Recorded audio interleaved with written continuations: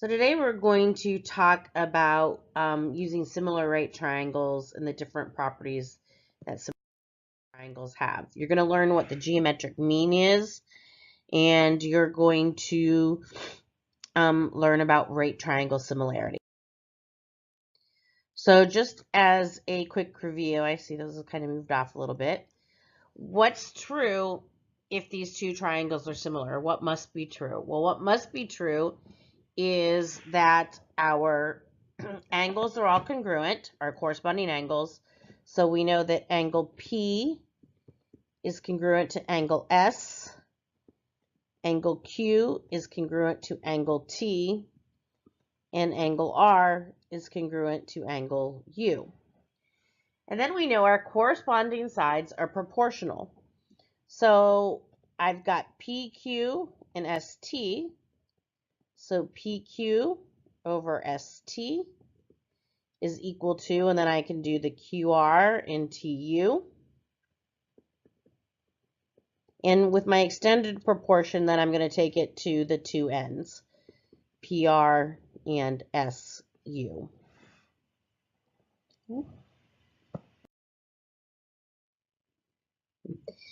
Now we have a theorem that if the altitude is drawn to the hypotenuse of a right triangle, then two triangles that are formed are similar to the original triangle and to each other. So what it gives us is these three pairs of triangles, congruent. So CBD, which is this little triangle right here, okay, is congruent to ABC, which is the big one. Okay, so that's one pair. Then you have ACD, which is this one, ACD, and it's similar to ABC, which is the big one. Okay. And lastly, you have CBD, which is the little one, congruent to ACD, which is this one. Now, it all gets really confusing to me, so I tend to use colored pencils and I tend to label. And what I mean is I would take the big triangle and this would be my hypotenuse, okay? And the smaller triangle, this would be the hypotenuse in this triangle. So when I'm working with them, you can help to label. It can get confusing, and like I said, I'm going to label and I'm going to show you what I mean in this example, but we're also going to learn a theorem that's going to help make it less. Yet another one. I know you find that hard to believe.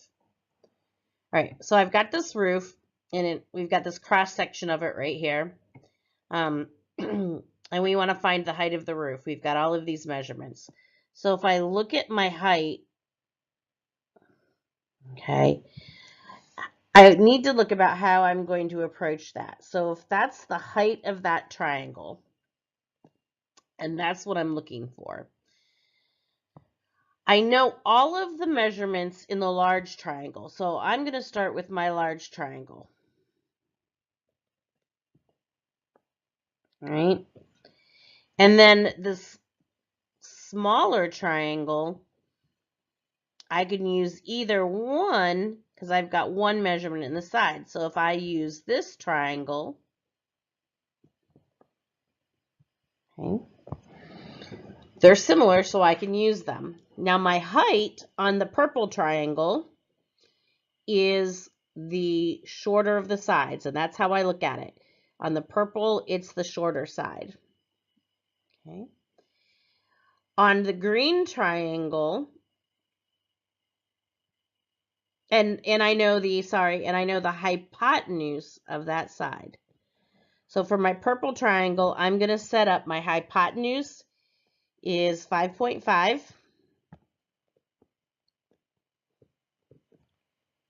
And the H is the short side. So I'm going to call that H. Now on that green triangle,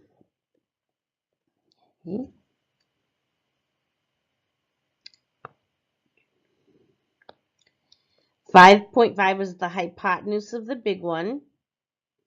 On the green triangle, which is the larger triangle, the hypotenuse is 6.3. So this was my hypotenuse of 6.3. And then the height was the short side of this triangle. The short side of the big triangle is 3.1. So 3.1. So just to clarify where I got all of my things for, because it might have been confusing. You can pull this apart if you wanted to. And here's my big triangle. And this is 5.5. This is 3.1. And this is 6.3. So I'm using this triangle right here to also set it up. So this is what I'm looking for, the hypotenuse, and I just know that it's this side. Okay, so this is the hypotenuse in this triangle, and this is the shorter side. So the hypotenuse over the short side. I think that we're using H can confuse that a little bit. And then in the big triangle, my hypotenuse is 6.3, and my short side is 3.1. So I'm just going to solve that proportion so that I get 6.3 equals 5.5 times 3.1. And that equals 17 and 5/10. This should be H. And I'm going to divide by 6 and 3/10.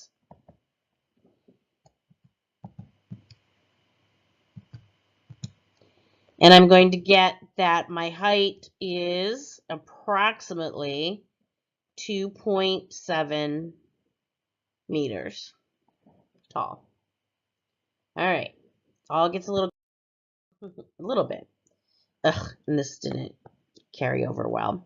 All right, so this says the geometric mean between two numbers a and b is x if x over a is equal to b over x.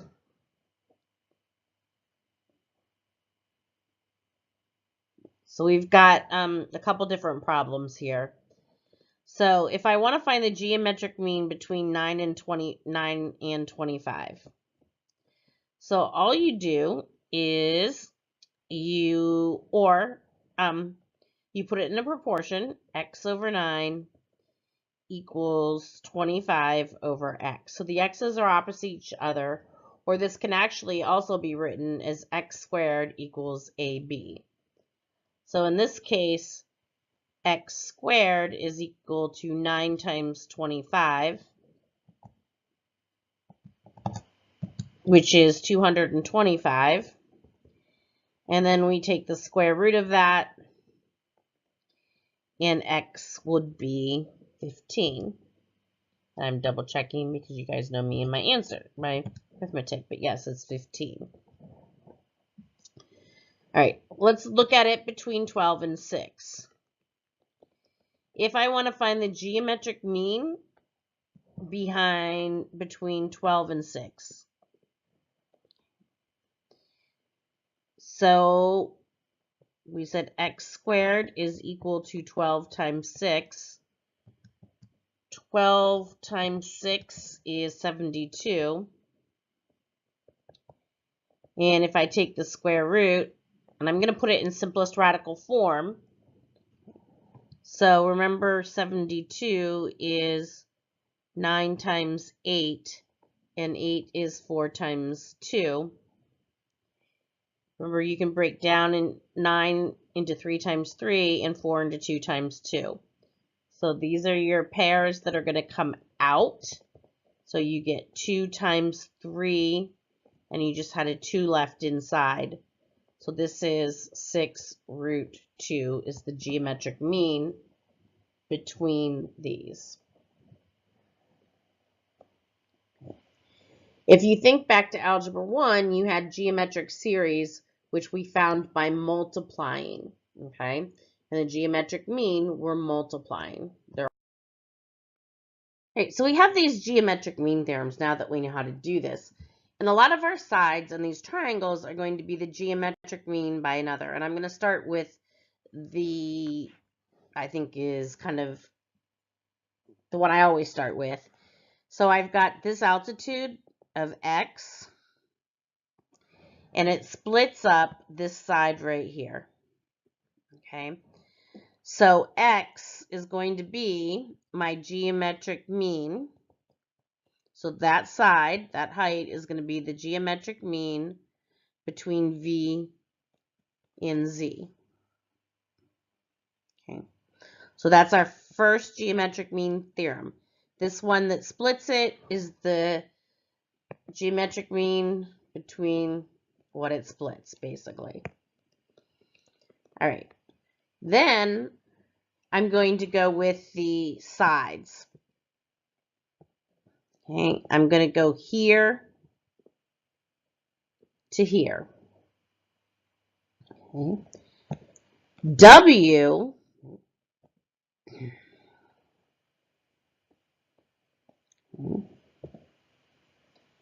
is going to be the geometric mean between this first part right here, V, and the whole side, or V plus Z. Okay.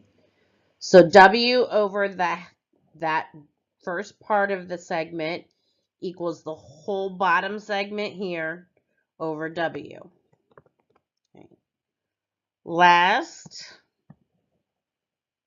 we're going to go with this side, here to here. And it's the same thing, but kind of backwards. So for the third one, y is going to be the geometric mean between just this part, so the same part that it's on, and the whole side again.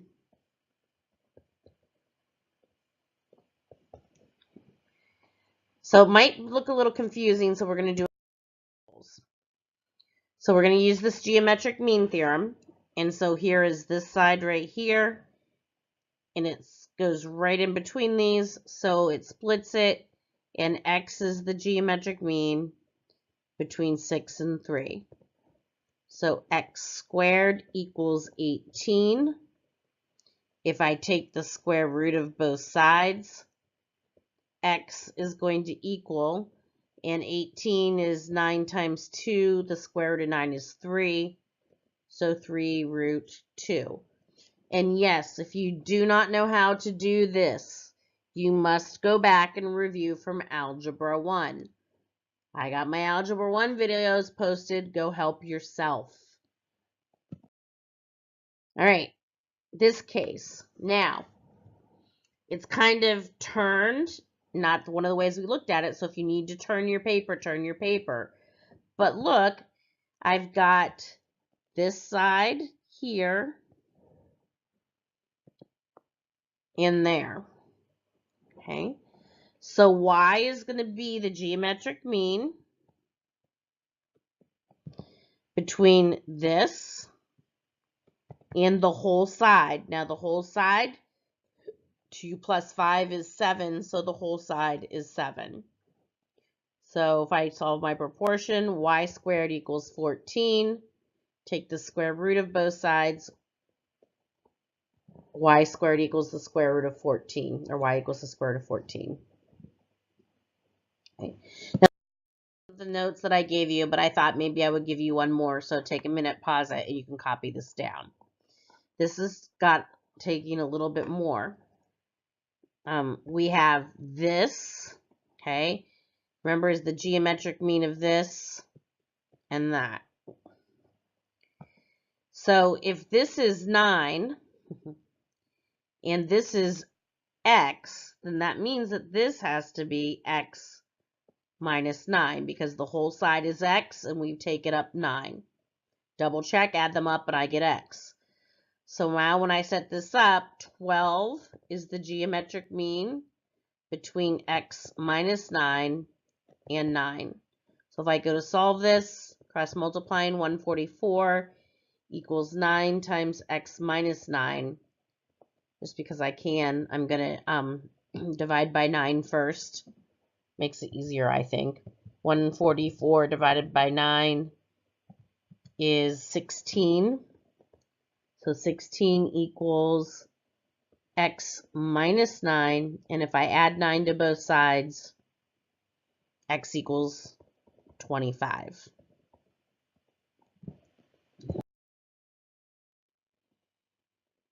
All right.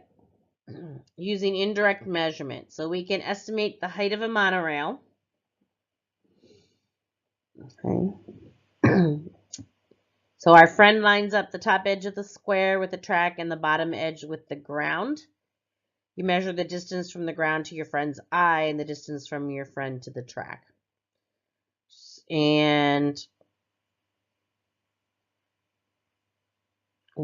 we want to find out what the height, I didn't put it on there, I don't know why, but we want to find out what h is.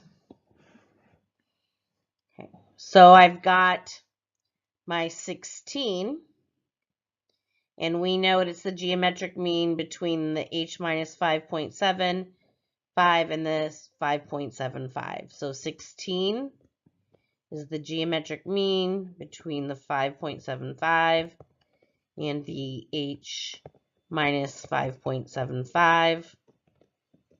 And so we're just going to solve this. So we get 16 times 16 is 256 equals 5.75 h minus 5.75. Remember, this is multiplication, so I can either distribute or I can divide first. I don't care what you do. You do what you like. So if I divide 256 by 5.75, that's going to give me approximately 44.52 equals h minus 5.75. And if I add that to both sides, my height is going to be approximately 50 and 27/100 feet. All right, so we talked a lot today about similarity in right triangles. Yes, you have to know those geometric mean proportions are. You can go the other way that we did at the beginning of the video, but you have to know no one's going to give you these formulas. So have a math-tastic day.